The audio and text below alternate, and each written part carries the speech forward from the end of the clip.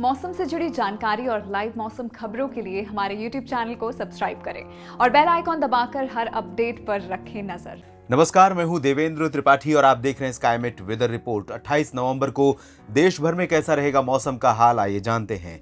Cyclone निवार कमजोर होते हुए अब आंध्र प्रदेश के तटीय भागों और इससे सटे बंगाल की खाड़ी पर है और ये कमजोर होकर वेल मार्क लो प्रेशर बना। उसके बाद अब ये निम्न दबाव के इंटेंसिटी में आ चुका है और धीरे धीरे और कमजोर हो जाएगा। हालांकि इसका प्रभाव दक्षिणी प्रायद्वीपीय भारत के कुछ भागों पर अगले 24 घंटों के दौरान यानी 28 नवंबर तक बने रहने की संभावना है। आप देख सकते हैं इधर मध्य भारत और पूर्वी भारत के भागों पर मीडियम और हाई क्लाउड्स दिख रहे हैं, यानी ऊंचे और मध्यम स्तर पे ये बादल बने हुए हैं जिनसे बारिश की संभावना तो नहीं है।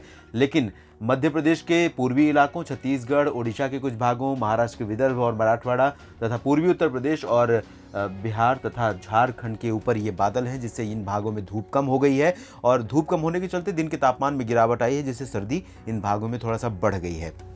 लेकिन इन बादलों से बारिश की संभावना फिलहाल नहीं है। शुरुआत करते हैं दक्षिण भारत के क्षेत्रों से ही। निवार के कमजोर होने के बाद बारिश की गतिविधियों में बहुत व्यापक कमी आई है, खासतौर पर तमिलनाडु, पुदुचेरी और आंध्र प्रदेश के दक्षिणी हिस्सों में। लेकिन आगामी 24 घंटों के दौरान दक्षिणी आंतरिक आंध्र प्रदेश और दक्षिणी तटीय आंध्र प्रदेश के कुछ इलाकों में वर्षा की गतिविधियां बनी रहेंगी। हल्की से मध्यम बारिश होगी, एक दो स्थानों पर मध्यम वर्षा भी इन भागों में हो सकती है।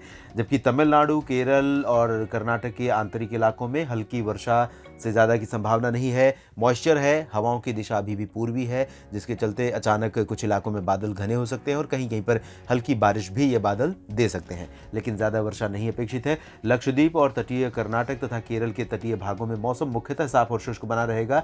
और मध्य भारत की तरफ चलें तो आज ये जो बादल हैं, कल उम्मीद है कि इन बादलों का प्रभाव बहुत कम हो जाएगा। लेकिन बादलों का असर रहने की वजह से, हवा में नमी रहने की वजह से कुछ इलाकों में ये बादल दिखाई दे सकते हैं, लेकिन बारिश की संभावना फिलहाल मध्य भारत के भागों में नहीं है।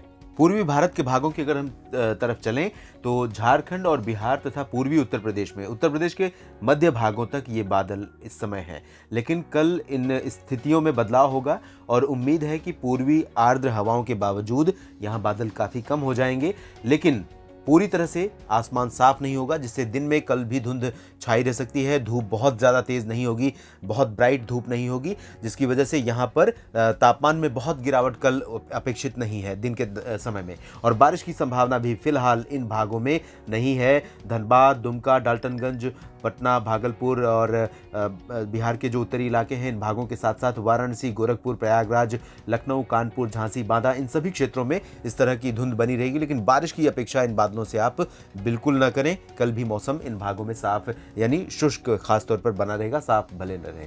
पूर्वोत्तर राज्यों में उप हिमालयी पश्चिम बंगाल और सिक्किम तथा असम और अरुणाचल प्रदेश पर कुछ इलाकों में हल्की वर्षा हो सकती है।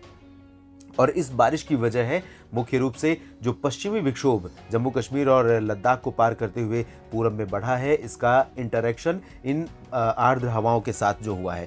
ये बंगाल की खाड़ी से एक तरफ से पूर्वी हवाएं पहुंच रही हैं, साथ ही साथ ये पश्चिमी विक्षोभ पहुंचा है, जिसकी वजह से यहाँ पर बादल, गरज वाले बादल बन सकते हैं। और ये निचले बादल होंगे, ये क्यूमुलोनिम्बस क्लाउड्स हो सकते हैं, यहाँ पर गरज के साथ वर्षा हो सकती है। सिक्किम, उप हिमालयी पश्चिम बंगाल और असम के जो ऊंचाई वाले इलाके हैं, साथ उत्तरी इलाके हैं, साथ ही साथ अरुणाचल प्रदेश के कुछ भागों में बारिश की गतिविधियां देखने को मिल सकती हैं। कलकत्ता समेत जो पश्चिम बंगाल का इलाका है, गंगेय क्षेत्र यानी कोलकाता और आसपास के सभी भागों में, साथ ही साथ पूर्वोत्तर भारत के निचले इलाकों में मौसम मुख्यतः साफ और शुष्क रहेगा। उत्तर भारत में भी मौसम मुख्यतः साफ रहेगा। पश्चिमी उत्तर प्रदेश से लेकर मध्य प्रदेश के पश्चिमी भागों में भी आप देख सकते हैं आज भी साफ मौसम है, कल भी साफ रहेगा।